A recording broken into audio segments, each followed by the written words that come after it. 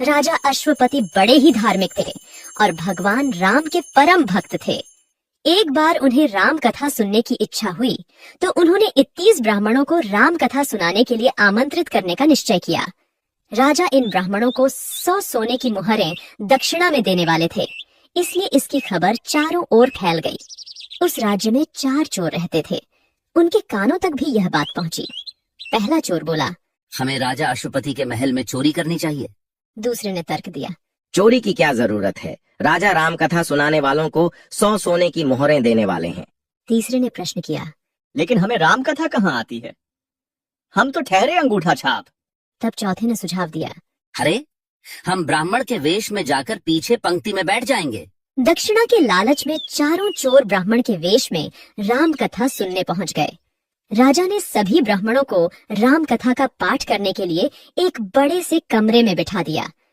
सारे ब्राह्मण स्थान ग्रहण करने लगे। वे चारों चोर सबसे पीछे जाकर बैठ गए और सोचने लगे कि यहाँ से राजा की उन पर नजर नहीं पड़ेगी। जब पास वाला पन्ना पलटेगा तब हम भी पलट देंगे।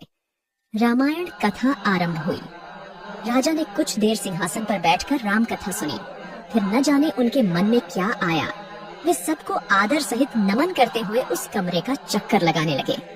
जब पहले चोर ने दूर से राजा को आते देखा तो वह डर के मारे मन ही मन बड़बड़ाने लगा।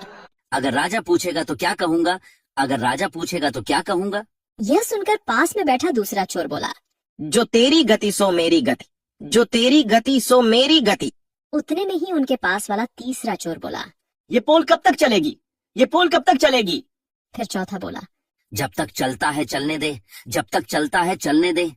वे चारों चोर राजा से नजर बचाकर अपनी पोथी में देखकर इस तरह की रट लगाने लगे। जब राजा उनके पास पहुंचे तो वे और जोर जोर से वही बातें बोलने लगे। अगर राजा पूछेगा तो क्या कहूँगा, अगर राजा पूछेगा तो क्या कहूँगा। जो तेरी गति सो मेरी गति, जो तेरी गति सो मेरी गति। ये पोल कब तक चलेगी, ये पोल कब तक चलेगी। जब तक चलता है चलने दे, जब तक चलता है चलने दे। तब राजा ने पूछा, हे ब्राह्मण देवता, मैंने रामायण बहुत बार सुनी है, आप ये सब क्या पढ़ रहे हैं। मैंने रामायण में ऐसा प्रसंग पहले कभी नहीं सुना। उन चारों को लगने लगा कि आज उनकी शामत आ गई और उन्हें आज मृत्यु दंड मिलने वाला है। उन चारों ने उसी समय सच्चे मन से भगवान राम को याद किया और मन ही मन कसम खाई कि आज अगर भगवान राम हमें बचा लेंगे तो हम रामायण को पूरी पढ़कर कंठस्थ कर लेंगे और चोरी छोड़कर सारा जीवन श्री राम की भक्ति करेंगे। तभी बाकी पंडितों में से एक विद्वान उठे और बोले, महाराज, ये चारों रामायण का ही प्रसंग बता रहे हैं। ये पहले ब्राह्मण बहुत विद्वान प्रतीत होते हैं। जब आर्य सुमंत राम, लक्ष्मण और सीता माता को जंगल में छोड़ अयोध्या लौटे तब वे बोले, अब राजा पूछेंगे तो मैं क्या कहूँगा। यह अयोध्या कांड का ऐसा मार्मिक प्रसंग कह रहे हैं जिस पर लोगों का ध्यान नहीं जाता। तब राजा ने पूछा, ये दूसरे ब्राह्मण कह रहे हैं, जो तेरी गति सो मेरी गति, इसका मतलब भी समझाइए। इस पर विद्वान महात्मा बोले, हे महाराज, ये तो पहले से भी ज्यादा विद्वान है। बात उस समय की है जब हनुमान जी राम और लक्ष्मण जी को अपने कंधे पर बिठाकर सुग्रीव के पास ले गए।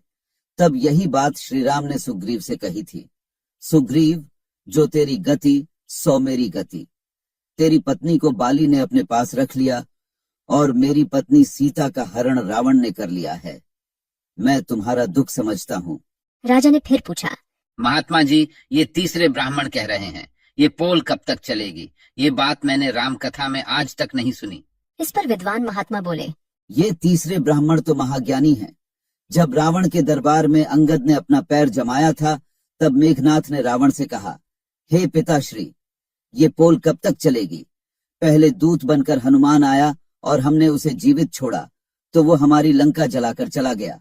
अब ये दूसरा दूत अंगद हमसे कहता है कि अगर इसके पैर को कोई यहाँ से हटा दे तो भगवान श्री राम बिना युद्ध किए वापस लौट जाएंगे। यह सुनकर राजा गदगद हो गए और पूछे, ये चौथे ब्राह्मण बोल रहे हैं, जब तक चलता है चलने दे, इसका क्या अर्थ है।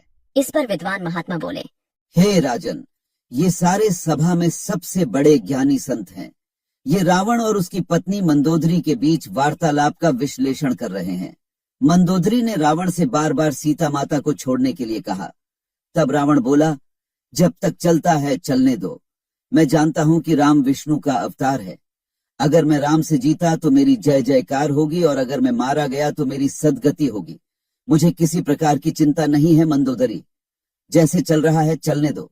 राजा इन सब बातों से बहुत प्रभावित हुए और बोले, आज हमें ऐसा प्रसंग सुनने को मिला जो हमने जीवन में नहीं सुना था। वे चारों चोर भाव विभोर हो गए और जोर जोर से राम राम का जाप करने लगे। राजा ने अपने कहे अनुसार सारे ब्राह्मणों को 100 स्वर्ण मुद्राएं दान में दी।